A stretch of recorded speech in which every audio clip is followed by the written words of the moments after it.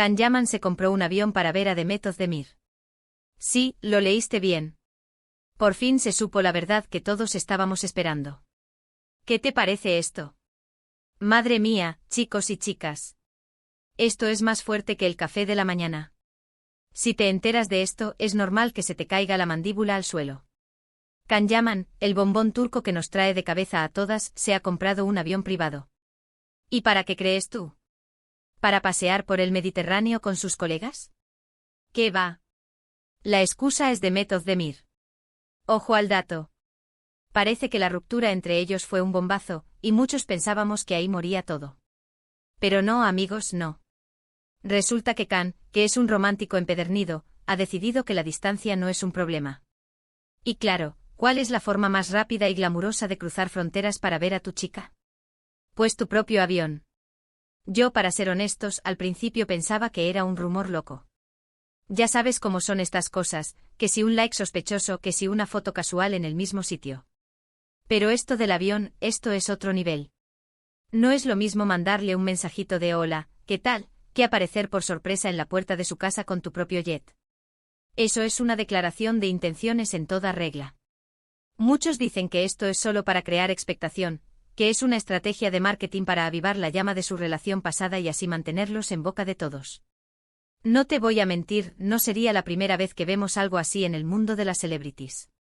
Pero yo sospecho algo más. Yo creo que Can está realmente enamorado, o al menos, intentando recuperar algo muy valioso para él. Piensa en el dineral que cuesta un avión privado, y más si es para uso personal.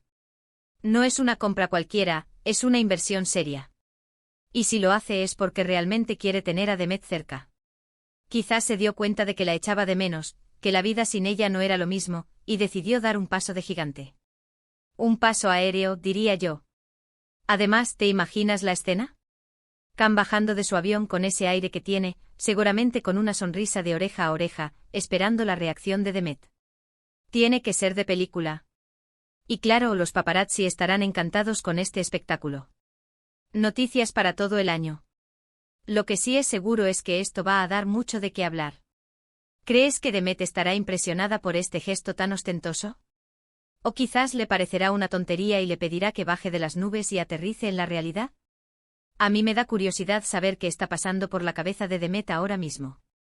¿Está disfrutando de este te quiero volador o está agobiada por la presión? Y otra pregunta importante, ¿crees que este gesto significa que van a volver? Porque si se compra un avión para verla, algo tiene que querer.